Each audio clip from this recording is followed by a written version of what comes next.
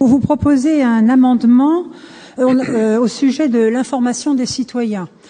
On a beaucoup entendu parler de propagande cet après-midi lors du débat sur la stratégie de la région vis-à-vis de l'Europe. Et concernant la propagande, le meilleur moyen de la contrer, c'est encore d'organiser une information sincère et véritable à l'intention de nos compatriotes.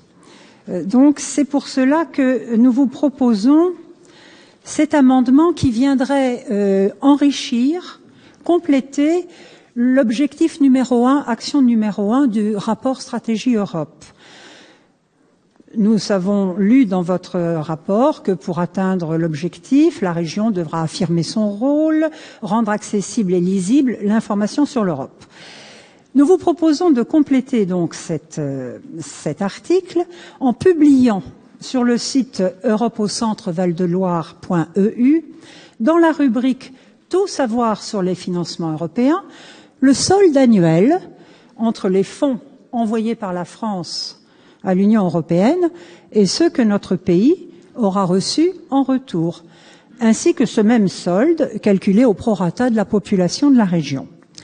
Les documents édités par la région Centre-Val-de-Loire, qui portent obligatoirement une publicité de la part de l'Union européenne, porteront la mention en pied de page, une mention qui devra être actualisée chaque année.